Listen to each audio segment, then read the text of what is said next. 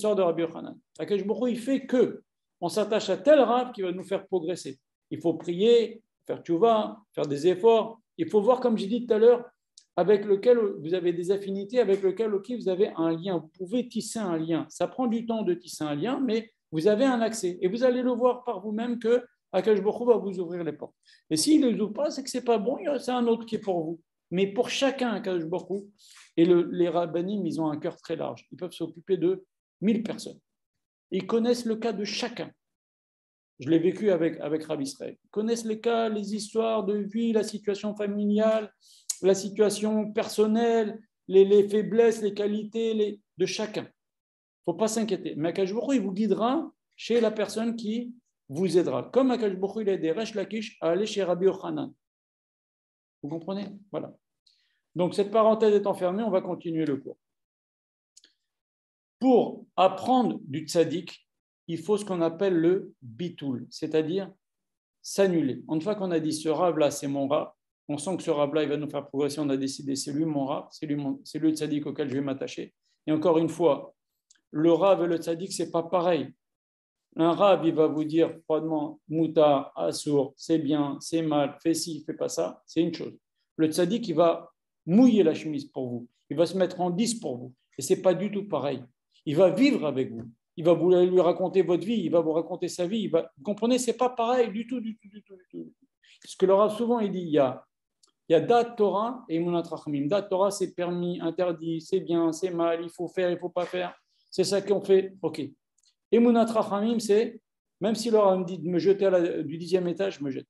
C'est une façon de parler. Vous comprenez? C'est-à-dire ce Rav-là, comme on dit en hébreu, je le suis à fond. Et ça, si vous voulez voir, ça existait en Afrique du Nord. Peut-être pas beaucoup en Tunisie, parce qu'on avait beaucoup dégringolé en Algérie, mais au Maroc, déjà, ça existait. Ils aimaient le rabbanim, grave. En Europe de l'Est, chez les Hasidim, ça existait beaucoup, et ça existe encore. Okay, chez Ashkenazim, ça existe aussi. Ils ont la dougma du Rav, le Rav Kanievski ou les autres Gdolé Ashkenazim. C'est pour eux, c'est comme les Horim Betumim, ils écoutent, ils suivent, etc. Mais ils n'ont pas... c'est difficile aussi parce qu'ils n'ont pas, si vous voulez, ce lien qui est... C'est beaucoup plus de révérence qu'un lien presque paternel que le tzaddik a avec son élève. Alors, je ne dis pas que ces tzaddikim ashkenazim n'ont pas un lien paternel. Vadaï qu'ils ont un cœur énorme et vadaï qui se mettent en 10 pour la communauté, pour répondre aux questions, pour accorder du temps, il n'y a pas de problème. Mais ce n'est pas exactement pareil que chez les chassidim, par définition. Un chassid, c'est quelqu'un, son rav, c'est son moré derrière, c'est celui qui va lui montrer la voie et on l'écoute. Regardez, par exemple, je cite un exemple. Ça rentre même dans les petits détails de la vie, mais qui ont de l'importance. Pour vous donner un petit exemple, il y a quelques années, il y avait une concurrente dans la chassidoute de Gour, celui qui achète le plus beau shtreimel. Chez les chassidim, un shtreimel, ça coûte très très cher, c'est de la vraie peau, etc. Et il y avait un délire. Et moi, je suis là à $5,000 et celui-là à $8,000. Et c'est une concurrence entre les hommes. Il y avait aussi une concurrence. Qui est-ce qui fera le plus beau mariage? Un mariage à 100 000 euros, un mariage à 150 000 euros, un mariage à 80 000 euros. Le rabbi de Gour a dit, pas plus de temps pour le shtreimel. Même si tu es milliardaire, pas plus de temps pour le shtreimel. Comme ça, il n'y a pas de différence comme ça entre les gens. Il faut arrêter cette guéguerre ridicule. Pas plus de temps pour un mariage, même si tu es un milliardaire. Vous comprenez? Donc le Rav, il rentre dans la vie des gens et il vous dit comme ça, pour le bien de ses ouailles, de ses élèves, de sa communauté. Vous comprenez? Et c'est ça va beaucoup plus loin. Et il faut que les élèves ils soient prêts à écouter. Parce qu'un type qui est milliardaire, vous lui dites, monsieur, il a de quoi se payer un mariage à 100 000 euros, vous lui dites, tu vas faire un mariage pas plus que 50 000 euros, il ne va pas être content. Il a envie de se payer un super beau shtreimel et on lui dit, tu ne dois pas plus que tant. Il ne va pas être content, mais il doit se soumettre. Voilà. Et c'est ce qu'on appelle c'est ça l'objet de ce que je vais vous parler maintenant, ce qu'on appelle le bitoul devant le tzaddik. Une fois qu'on a décidé que ce tzaddik, je vais l'écouter, on doit annuler sa volonté devant, on a confiance en lui, bien sûr, et ça, pour ça, on s'attache, comme j'ai dit tout à l'heure, à des valeurs sûres, à des grands rabbanim, eh bien, on doit s'annuler devant ce qu'il nous dit. Je vais raconter 2 petites histoires pour illustrer. Le Ben Ishraï, il parle de ça. Il raconte une histoire, le Ben Ishraï. dans la Gemara, dans Ta'anit, page 24, qui dit que Rabbi Hanina ben Dosa, déjà la Gemara dit, dans une autre Gemara, elle dit Kol haolam nizun bishvil Hanina beni, tout le monde est nourri grâce à mon fils Hanina ben Dosa, Akash beaucoup l'appelle mon fils, et Rabbi Hanina ben Dosa se contente de manger une fois par semaine un peu de caroub. Et le Chachamim dit, ça veut dire quoi? Le Noam Elimelech, Baal Shem Tov dit, ça veut dire quoi? Bishvil Hanina beni. Tout le monde est nourri par le Bishvil, ça veut dire grâce, par, pour Rabbi Hanina. Et les Chachamim disent, les Chassidim disent, Bishvil, c'est par le canal. La bracha, elle descend par le canal du tzaddik. Et ça, on le voit plein dans la Torah. Il y a plein d'exemples de ça. On voit que, par exemple, regardez, le Rav l'a dit dernièrement, que ce soit une bracha matérielle ou spirituelle. Plein de fois, on voit qu'il y a marqué que, dans la Torah que Lot était très riche. Lot qui accompagnait Abraham était très riche. Rashi sur place, il dit, qu'est-ce qui l'a rendu riche? La fréquentation du tzaddik Abraham. C'est un Rashi. Tous les enfants apprennent ça à l'école. Le tzaddik apporte la bracha avec lui. Ça, c'est connu. Okay. Maintenant, même au niveau spirituel, on voit que le Rav a dit ça dernièrement dans Az Yashir Moshe, il y a marqué Az Yashir Moshe ou Bnei Israël. Les Bnei Israël ont chanté, Moshe a chanté, à ce moment-là, Moshe a chanté et les Bnei Israël. La Torah est économe en mots. On apprend des fois d'Halachot dans des petits détails, des fois des choses ne sont même pas dites dans la Torah, les détails de la Shrita, ce n'est même pas dit dans la Torah. Hachem a dit à Moshe, tu feras la Shrita comme je t'ai indiqué. Voilà, c'est tout ce qu'on connaît. Dans la Torah, c'est tout ce qu'on connaît sur la Shrita. Dans la Torah. Et là, la Torah vient te dire un détail, Az Yashir Moshe. Moshe, il a chanté, les Bnei Israël, la Torah aurait dû te dire. Les Bnei Israël ont chanté. Quand tu dis les Bnei Israël ont chanté, ça inclut Moshe. La Torah te dit Az Yashir Moshe ou Bnei Israël. Et le Rav a dit sur ça, pour vous montrer que le tzaddik, il peut faire élever les gens au niveau spirituel. Les Bnei Israël sont sortis d'Égypte, ils sont 49e degré de Touma, 7 jours encore quand ils sont sortis d'Égypte, 7 jours plus tard, ils se retrouvent dans la mer s'ouvre, ils chantent. Comment voulez-vous qu'un chant prophétique? Nos Chachamim nous disent que quand ils ont chanté ce chant prophétique, les cieux se sont ouverts et ils ont vu plus que le plus grand prophète, juste derrière Moshe, chez Chesquiel, Ben Bouzi à Cohen. Donc, tous les Bnei Israël qui ont traversé la mer, ils sont arrivés au plus grand degré de prophétie, à part Moshe. Maintenant, ces gens-là, il y a une semaine, ils disaient au 49e degré d'impureté. Comment ils peuvent arriver à ce niveau de prophétie? Ben, c'est ça que nous dit le verset. Ah, Zachir Moshe Rabbeinu, il a chanté. Et Bnei Israël, c'est lui, son niveau, qui a tiré les Bnei Israël, qui les a animés, parce que lui, Moshe Rabbeinu, il n'était pas au 49e degré de Touma, au contraire, il était au 49e degré de Kedusha tout le temps. Vous comprenez? Et il a même atteint à certains moments le 50e degré, au moment de Matan Torah, au moment aussi où il allait mourir. Arnebo, c'est Nunbo. Enfin, il y a plein d'autres mécorotes là-dessus. Ça peut faire l'objet d'un cours en soi. Donc, Moshe Rabbeinu, qui est à un tel niveau, il a monté ces Juifs qui est à un niveau très très bas. Az Yashir Moshe ou Bnei Israël, c'est lui qui a fait monter Bnei Israël. C'est pour ça qu'on ne les met pas ensemble.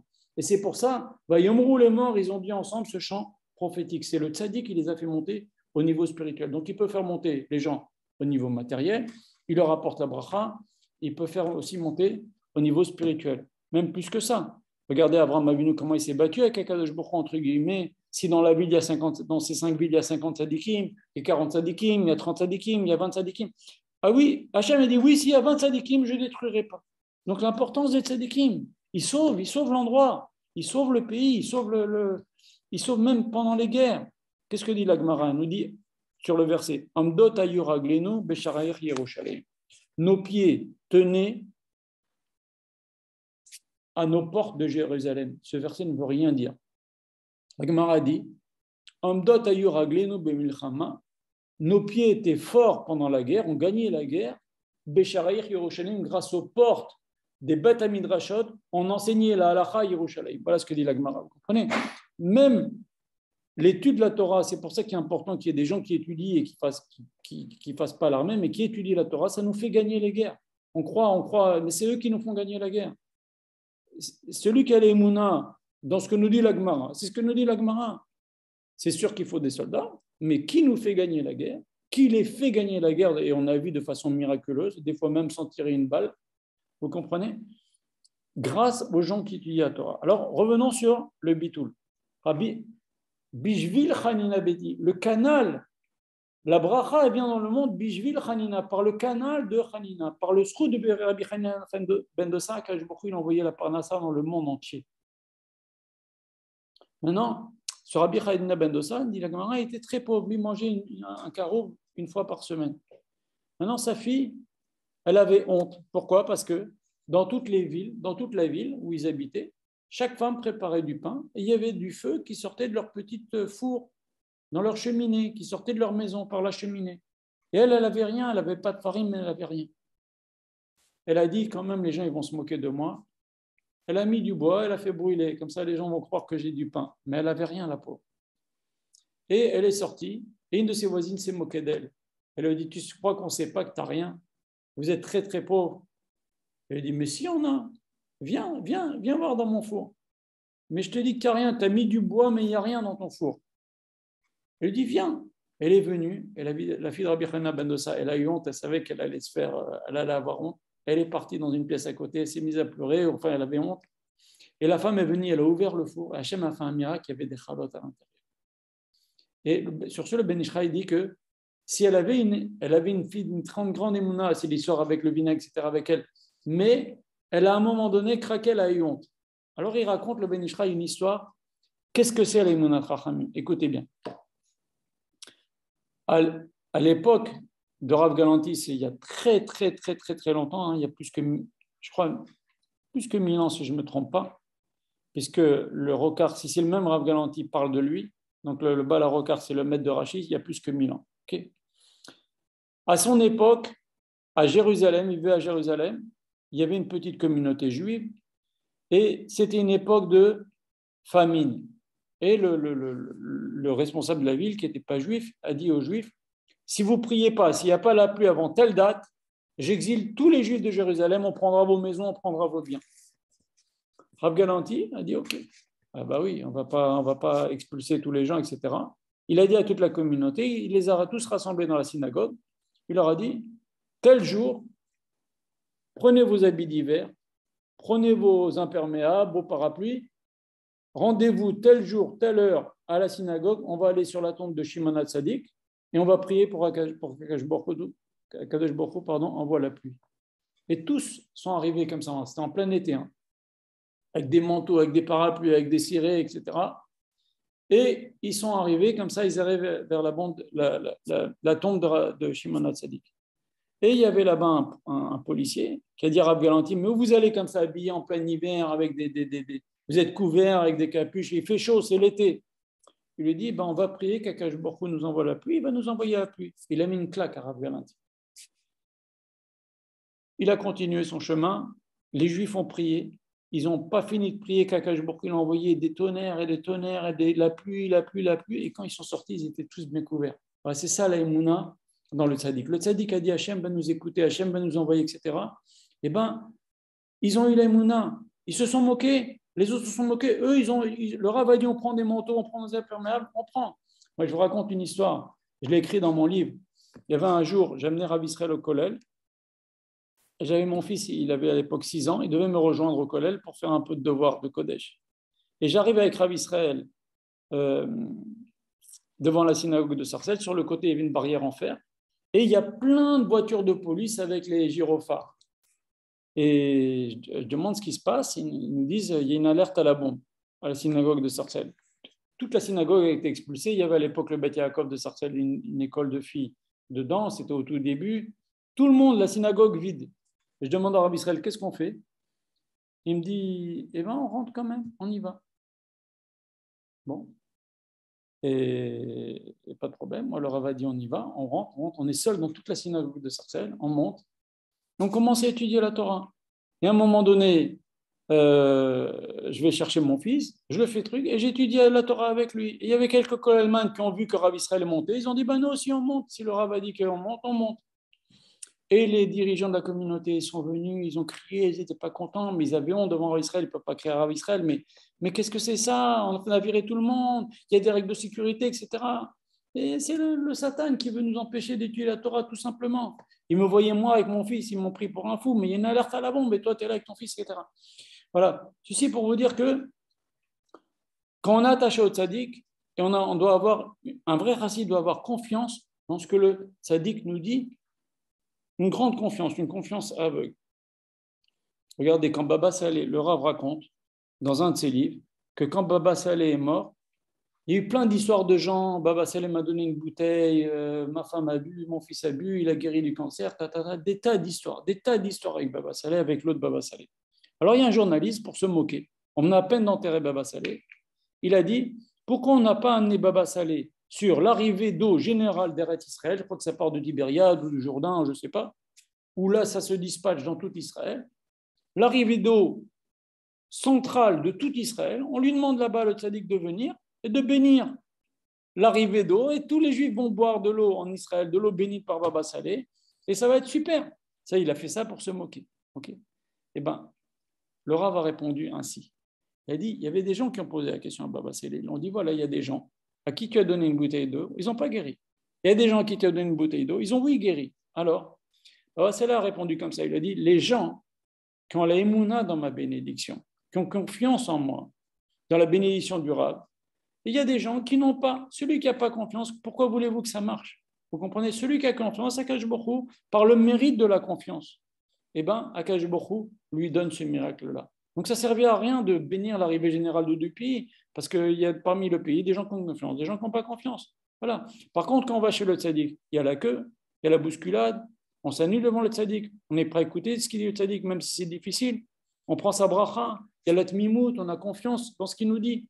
C'est ce mérite-là qui fait que la bracha s'accomplit. Vous savez que le Rav répète souvent, et c'est connu, que la Gemara le dit, il n'y a pas de récompense dans ce monde des mitzvot que l'on fait. Par contre, des efforts que l'on fait pour les mitzvot, il y a une récompense dans ce monde. De la joie que l'on a à faire les mitzvot, il y a une récompense dans ce monde. La Gemara raconte aussi, à la fin du Sefer Devarim, il y a marqué la mitzvah de Hakel. L'année du Yovel, le jour de Sukkot, tous les Juifs doivent venir au Beth Amikdash. Normalement, les trois fêtes, pendant toute l'année, tout le temps, il n'y a que les hommes qui ont la mitzvah de monter. S'ils veulent monter avec leur famille, ils peuvent, mais il n'y a que les hommes qui ont la mitzvah de monter au temple, d'apporter des corbanotes, etc. Sans parler du korban de Pessah, ça les femmes aussi venaient pour manger le korban de Pessah. En tous les cas, pour apporter le korban Pessah, et on ne pouvait pas aller bien loin parce que c'était Erev Pessah, donc il fallait le manger tout de suite le soir même. Mais maintenant, cette mitzvah de venir à Sukkot, l'année du Yovel, au Beth Amikdash, pour écouter le Kohen Gadol ou le roi, le Kohen Gadol, je crois, qui lit des parties du Sefer Torah, Rachid dit, à quoi ça sert de faire venir les petits bébés? Tu fais venir les femmes et les enfants, les hommes, à la limite, ils comprennent, les hommes et les femmes, ils comprennent, mais les enfants, les bébés, à quoi ça sert? Ils disent pour donner du mérite aux femmes qui, dans la bousculade, vont amener quand même leur enfant. C'est-à-dire que, des fois, le mérite, c'est la bousculade. Le Rav le cite souvent. Tu as la émouna, tu fais la mitzvah, tu fais un effort, c'est difficile, c'est fatigant, il y a de la bousculade, il y a de l'attente. Ça, c'est un mérite que tu as de son vivant. Et c'est ce que disait Rav Israël. Les gens, Baba Saleh disait, les gens, ils se fatiguent, les gens. Et ben, c'est par ce mérite-là que Akash Baruch Hu leur fait le nes lorsqu'ils ont confiance dans ma bénédiction. Voilà.